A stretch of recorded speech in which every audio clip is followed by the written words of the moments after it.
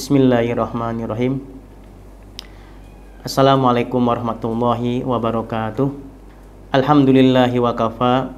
Assalatu wassalamu ala nabiyyinal mustafa wa ahli wa sahbi wa man walahu ahlas syidki wal wafa wa man bihudahu iktafa. A'udzu billahi minasyaitonir rajim. Bismillahirrahmanirrahim. Faidza qudiyatis sholatu fantashiru fil ardi wabtaghu min fadlillahi wadhkurullaha katsiran la'allakum tuflihun. Wa qala subhanahu wa tabaraka wa ta'ala huwallazi ja'ala lakumul arda dalulan famshu fi manakibiha wa kulu mir rizqi wa ilaihin nusur. Wa an Rafi' bin Rifa'ah annahu su'ila Rasulullah sallallahu alaihi wasallam ayyul kasbi atyab faqala amalur rajuli biyadihi wa kullu bai'in mabrurin. Rawahul Bazzaz wa sahahahu al-Hakim. Para pemirsa yang budiman dimanapun Anda berada, wabil khusus pelanggan setia kami, yaitu para pemirsa yang berada di podcast channel YouTube Harpa Banten dan semua yang saya banggakan. Hari ini kita insya Allah akan membahas materi menarik, yaitu terkait persoalan kekinian menyangkut tentang kasab, yaitu tentang profesi ya, ataupun usaha. Apa saja profesi Anda saat ini? Mungkin di antara kita ada yang menjadi insinyur, ada yang menjadi dokter, ada yang menjadi PNS, ada yang menjadi pegawai swasta, ada yang menjadi lawyer, ada yang menjadi pegawai pabrik di buruh, karyawan swasta, atau bahkan ada yang menjadi arsitek, mungkin juga ada orang tua kita ataupun teman kita, saudara kita yang menjadi petani di ladang ataupun di sawah, atau bahkan profesi seorang ustadz, seorang mubalik, seorang dai pun semua menjadi profesi yang memang menjadi nilai usaha pada saat ini. Para pemirsa yang dirahmati Allah Subhanahu wa taala, bahwa usaha adalah sebuah keniscayaan bagi semua makhluk Adam. Terlebih Allah Subhanahu wa taala telah memberikan mandatnya kepada kita di muka bumi ini, sebagaimana dalam firman Allah Subhanahu wa taala dalam surat Az-Zariyat, A'udzubillahi minasyaitonirrajim. Bismillahirrahmanirrahim. Wa ma khalaqtul jinna wal insa illa liya'budun. Dalam surat Az-Zariyat ayat 56, Allah Subhanahu wa taala berfirman bahwa tidaklah aku menciptakan jin dan manusia kecuali untuk beribadah kepadaku. Jin lebih dahulu diciptakan 2000 tahun sebelum Adam. Oleh karena itu kenapa Allah lebih mendahulukan penyebutan kalimat jin daripada yaitu Nabi Adam ataupun Bani Adam. Karena jin 2000 tahun lebih dahulu berada sebelum kita berada. Para pemirsa yang dirahmati Allah Subhanahu wa taala, oleh karena tujuan daripada hidup kita di dunia ini untuk penghambaan, maka sebuah keniscayaan bahwa kita membutuhkan ikhtiar ataupun usaha agar terjadi keberlangsungan dalam ibadah tersebut, maka kita membutuhkan yang namanya ikhtiar ataupun usaha. Para pemirsa yang dirahmati Allah Subhanahu wa taala, namun sebagai makhluk Adam yang memang membutuhkan makan dan minum, kita membutuhkan usaha ataupun kasab ya. Apalagi Islam sendiri telah mengatur bagaimana kita bisa menjalankan usaha untuk memperlancar peribadahan kita di muka bumi ini. Seorang ulama mengatakan, innama ya'kulul abdu lituqamu bihi sulbahu ala ubudiyatillahi ta'ala. Sesungguhnya seorang hamba itu dia perlu makan ya. Kenapa? Karena agar bisa bangun kembali tulang punggungnya dan kembali tegak ya, agar dapat melaksanakan peribadahan yang sebaik-baiknya. Jadi bukan bekerja untuk sekedar leha-leha dan senang-senang tanpa memperhatikan fungsi penghambaan kepada Sang Pencipta. Maka oleh karena itu kita perlu ikhtiar dan usaha. Namun usaha apa yang kira-kira baik menurut agama kita? Padahal semua usaha itu sesungguhnya baik ya. Apalagi di zaman sekarang ini, semua usaha dengan kecanggihan dan modernitas apa saja dapat menghasilkan uang dengan cepat tanpa menunggu proses lama lagi. Oleh karena itu, jika mau dibagi usaha itu ada dua jenis, usaha yang klasik dan usaha yang modern. Namun kalau kita ingin tahu usaha apa yang baik menurut kacamata Islam, maka kita bisa melihat hadis riwayat yang diriwayatkan oleh Rafi ya, oleh sahabat Rafi ya, bahwa beliau mengatakan Rasulullah Shallallahu alaihi wasallam pernah ditanya oleh sahabat, usaha apakah yang paling baik wahai Rasulullah? Jadi sahabat menanyakan ayyul kasbi atyab. Atyab itu jama. Usaha apa yang paling baik? Berarti memang sebenarnya semua usaha baik kalau memang itu halal. Tetapi para sahabat lebih menanyakan keabdoliannya, apa yang paling baik di antara yang baik. Lalu Rasulullah sallallahu alaihi wasallam menjawab, amalur rajuli biyadihi wa kullu bai'in mabrurin. Kata Nabi sallallahu alaihi wasallam, usaha yang paling baik di antara yang baik adalah usaha yang memang dihasilkan dari hasil tangan sendiri. Amalur rajul biyadihi, dari hasil tangan sendiri, dari hasil kreativitas sendiri, dari hasil hak cipta sendiri, hasil jerih payah sendiri, hasil pemikiran sendiri, hasil tangan sendiri, dan bahkan keringatnya sendiri. Wa kullu bai'in mabrurin, dan segala jenis usaha ataupun segala jenis dagang yang mabrur. Apa itu mabrur dalam perdagangan? Yang dimaksud dengan mabrur dalam perdagangan menurut para ulama, la khiyanata fihi wala ghisya fihi wala yaminul fujur. Yang dimaksud dengan usaha yang mabrur ataupun usaha yang bernilai kebajikan di sisi Allah adalah usaha yang memang pertama tidak mengandung ghish, yaitu tipuan. Kita lihat bagaimana beberapa pedagang yang tidak mengerti agama, mereka menjual produk dagangannya, mereka menampakkan harga yang sesungguhnya harga itu dapat mengecoh para calon pembelinya. Mungkin Bapak bisa melihat ada beberapa produk buah-buahan dipampang angka 1.000, dipampang angka 10.000, mohon maaf ya. Ternyata di bawahnya tertera kecil tulisan setengah kilo gitu kan, ataupun 1/4 kilo. Kenapa demikian? Itu kata para ulama, itu ghish, itu menipu. Menipu apa? Menipu nilai harga. Menipu nilai harga walaupun dia tidak menipu kualitas buahnya, tapi dia telah menipu harga. Nah, itu ghish namanya. Makanya memang butuh ilmu untuk menjadi pedagang yang jujur. La ghishya fihi wala khiyanata. Dan dagang ataupun usaha yang tidak mengandung unsur khianat, termasuk diantaranya yang menyembunyikan aib dalam dagangnya. Wala yaminul fujur, dan juga tidak menyertakan sumpah yang sangat buruk. Biasanya orang yang tidak beriman itu dia berdagang, dia membohongi orang menggunakan sumpah-sumpah yang memang sumpah itu buruk sebenarnya, bukan sumpah kebenaran. Itulah yang dimaksud dengan usaha yang paling baik kata Nabi SAW, yaitu hasil jerih payah sendiri, hasil keringat sendiri, dan dagang tidak mengandung unsur tipuan, khianat, dan sumpah buruk ya. Para pemirsa yang dirahmati Allah Subhanahu wa taala, kita bisa melihat sendiri bagaimana sejarah membuktikan bahwa beberapa nabi telah diceritakan dalam sebuah kitab. Mereka seorang dai, seorang mubalik, hamba Allah yang mulia, mudah bagi mereka untuk mendapatkan rezeki dari Allah Subhanahu wa taala. Tetapi dengan keteladanannya kita bisa melihat sosok Nabi Ibrahim alaihi salatu wassalam. Beliau adalah seorang penjual kain, kata para ulama. Alaikum bil baz fa inna abakum Ibrahim kana bazazan, kata Nabi SAW. Hendaklah kalian berdagang kain ya. Kenapa? Karena bapak kalian yaitu Nabi Ibrahim adalah seorang bazaz. Apa itu bazaz? Yaitu pedagang kain. Masya Allah ya, sangat mulia. Kenapa? Kain untuk menutup aurat. Juga Nabi Zakaria, beliau sebagai seorang najjar.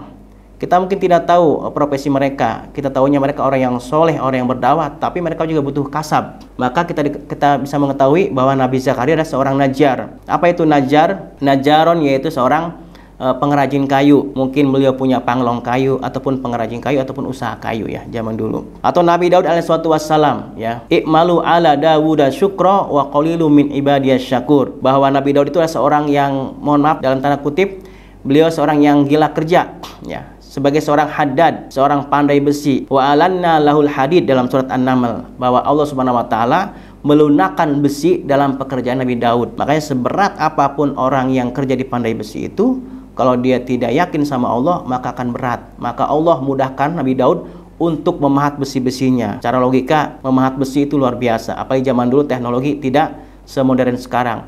Tapi karena kesolehannya, karena ketakwaannya lah Allah memudahkan Nabi Ibrahim alaihissalam dengan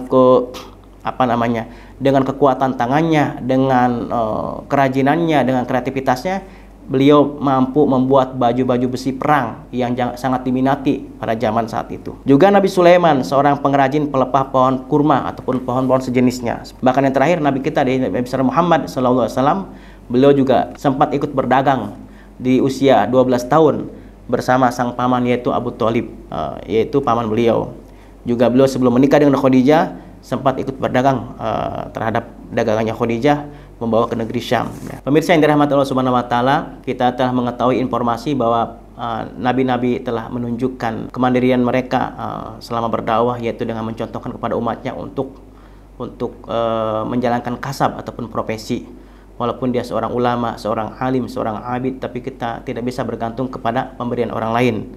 Oleh karena itu para nabi pun butuh ikhtiar, dan ikhtiar itu hanya menjadi wasilah, bukan goyah sebagai tujuan. Setelah kita mengetahui bahwa Nabi SAW memberitahu bahwa sebaik-baik usaha adalah usaha dari hasil tangan kerja keras sendiri, dan dagang yang tidak mengandung unsur tipu dan khianat maupun sumpah yang buruk, maka para ulama juga memberikan informasi bahwasanya ada beberapa pangkal usaha yang memang dahulu sangat menjadi tumpuan kita dalam menjalankan anjuran Nabi SAW, yaitu pangkal usaha tersebut ya diantaranya itu az-ziraah, pertanian, yang kedua at-tijarah, yaitu perdagangan, dan yang ketiga as-sinah, yaitu pengolahan ataupun pabrik seperti itu. Bahkan menurut Imam Asy-Syafi'i radhiyallahu anhu mengatakan bahwa usaha yang paling afdal kata beliau yaitu at-tijarah, yaitu berdagang. Dan Imam An-Nawawi juga mengatakan sebaliknya, kata beliau yang afdal yaitu usaha ziraah, yaitu bertani. Oleh karena itu, menurut keafdoliahan mana di antara sekian 3 jenis usaha tersebut? Apakah usaha memang pengolahan yaitu pabrik, ataupun usaha tijarah yaitu berdagang, ataupun ziraah? Kalau kita melihat hadis Nabi SAW, man yagrusu ghorsan au yazra'u zar'an kana yakul minhu an'am au bahimah bahwa alai sodakoh, ya. Barang siapa yang menanam tanaman ataupun menaruh pohon, ya, kemudian dapat dimakan daripada hasil tanamannya itu, baik itu Bani Adam maupun para hewan maupun burung dan sejenisnya, maka dia akan mendapatkan pahala sodakoh. Oleh karena itu, kalau kita ingin melihat usaha saat ini apa yang paling bermanfaat dan paling berguna, itulah usaha yang paling baik kata Rasulullah SAW. Terlebih usaha itu bernilai sodakoh. Seperti apa? Contoh seperti ziraah, yaitu bertani. Kenapa? Kata para ulama, kalau kita mampu melaksanakan usaha dalam bentuk tani, ya, ataupun bertani, seperti saudara kita yang memang bertani, maka ada 4 unsur di dalamnya. Yang pertama yaitu unsur tawakal kepada Allah Subhanahu wa taala. Unsur tawakal kepada Allah Subhanahu wa taala. Kemudian yang kedua memang hasil tangan sendiri. Yang namanya petani, dia menandur di sawah, dia membajak di sawah, dan bahkan mungkin bahasa petani disebut dengan ngoyos, ya, di sawah. Kemudian yang ketiga ada unsur kebaikan yang dapat diperoleh, yaitu seperti apa? Yaitu para Bani Adam, ya. Para Bani Adam bisa mengambil manfaat saudara kita, tetangga kita. Dan yang keempat, hewan dan seluruh makhluk Allah Subhanahu wa taala juga bisa menikmatinya. Jadi ya sebenarnya mah usaha yang paling afdol menurut agama kita ya usaha pertanian, yang mana dalam hasil pertanian itu banyak manfaat yang bisa diperoleh, yaitu ketawakalan kita kepada Allah Subhanahu wa taala lebih tinggi, dan kesabaran juga teruji, dan pahalanya juga sangat banyak. Juga keutamaan berikutnya di situ banyak yang bisa mendapatkan manfaat. Jadi sah-sah saja sebenarnya kalau kita berprofesi sebagai seorang pegawai negeri, sebagai karyawan swasta ataupun pabrik buruh.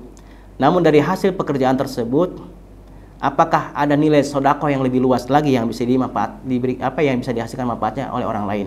Oleh karena itu, kita bisa melihat bagaimana keutamaan bertani itu sendiri, bahwa bertani sangat lebih afdol, ya. Para pemirsa yang dirahmati Allah Subhanahu wa taala, di sini juga kita kenapa harus berusaha, ya?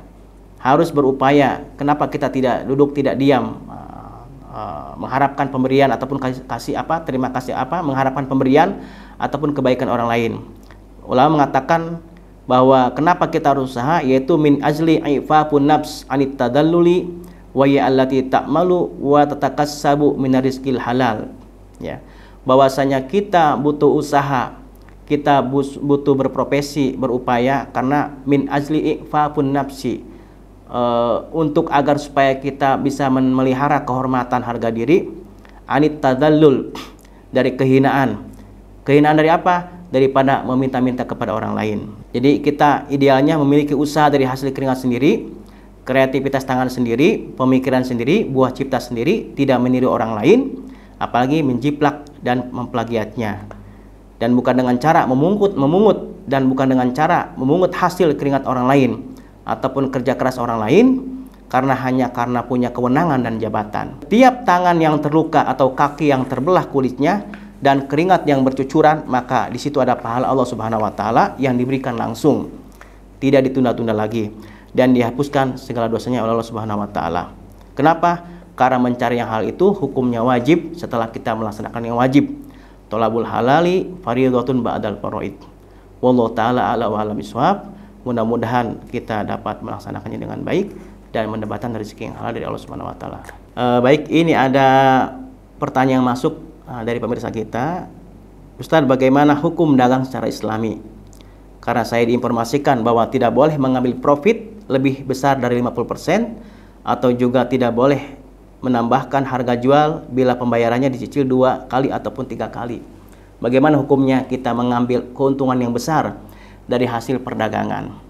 Dalam hal ini saya mengutip keterangan dari ulama dan juga dari hadis Nabi Sallallahu Alaihi Wasallam. Ada sebuah hadis yang berbunyi as-sulus was-sulus katsir, ya. Sepertiga, bahwasanya sepertiga itu adalah banyak, kata Nabi Sallallahu Alaihi Wasallam. Walaupun asbabul wurud daripada hadis tersebut menyangkut terkait daripada wasiat, hukum wasiat, maka ulama fikih, ya, dalam bab muamalah ini mengambil kiasan dari hadis tersebut, bahwasanya kita tidak boleh mengambil keuntungan melebihi daripada sulus. Apa itu sulus? Yaitu sepertiga. Berapa itu sepertiga? Yaitu 30%. Jadi kita tidak boleh mengambil keuntungan, ya, adabnya tidak boleh mengambil keuntungan lebih daripada 30%. Apakah sampai 50% ataupun 100%. Lalu bagaimana kalau kenyataannya kita mengambil keuntungan daripada 20% ataupun 30% ataupun 50%? Para ulama membedakan persoalan. Jika barang dagangan itu adalah barang dagangan yang kasratut tadawul, yang memang cepat perputarannya, seperti sembako, kebutuhan pokok, BBM, maka para ulama tidak membolehkan kita mengambil keuntungan secara semena-mena. Jadi memang harus dikembalikan kepada urf ataupun pasar. Tetapi jika barang itu bukan barang yang kasratut tadawul, bukan yang memang tidak begitu cepat perputarannya, dan juga tidak menyangkut hak kebutuhan pokok manusia seperti elektronik misalkan, ataupun misalnya barang-barang antik dan semacamnya, maka sah-sah saja kita mengambil keuntungan lebih dari itu. Mungkin bisa juga 100%, 50%, ya. Etika seperti itu. Seperti pakaian, setahun sekali kita mengambil 100%, mungkin salah satu bagian daripada operasional produk itu sendiri, ya. Seperti itu, wallahu alam.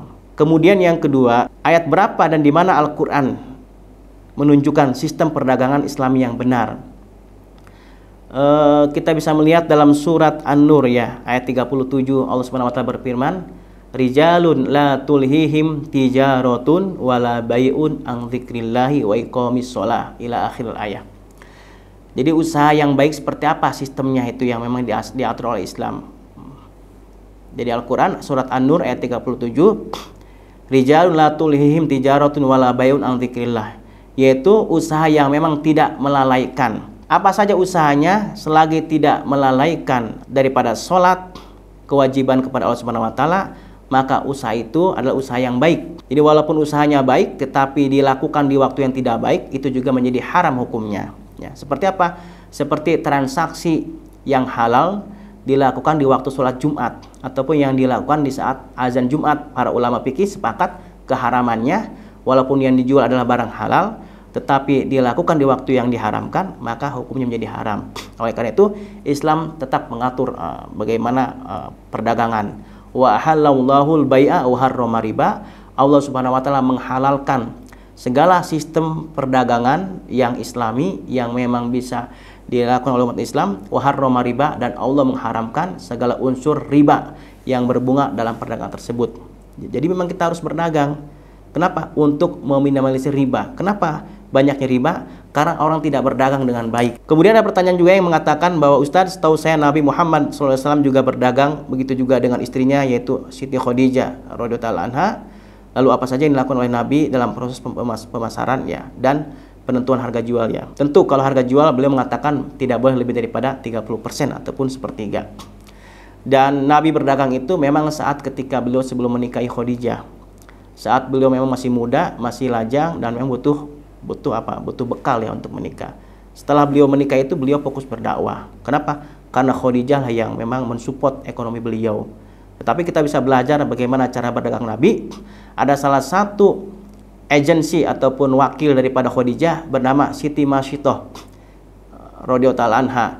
Masyitoh adalah bekas mat comblangnya Nabi dulu. Dalam riwayat sirah dikatakan Masyitoh adalah asisten kepercayaan Khadijah untuk urusan distribusi ke negeri Syam. Maka ketika Masyitoh mendampingi dagangnya Nabi di Syam, maka Masyitoh menceritakan kepada Khadijah bahwasanya Nabi Muhammad itu orang yang piawai dalam berdagang dan memperoleh keuntungan yang sangat besar. Maka semenjak itulah terjadi pernikahan antara Khadijah dengan Rasulullah SAW. Jadi tetap bahwa Nabi SAW beliau menentukan harga sesuai dengan yang menjadi uruf kebiasaan saat itu, dan beliau juga menjual barang Khadijah sesuai dengan pasaran dan tidak melebihi daripada harga jual itu sendiri ya. Wallahu taala a'lam bishawab. Terima kasih kepada pemirsa podcast channel YouTube Harpa atas pertanyaan dan komentarnya. Jika ada pertanyaan berikutnya yang akan disampaikan, silakan sampaikan di podcast channel YouTube Harpa. Terima kasih. Assalamualaikum warahmatullahi wabarakatuh.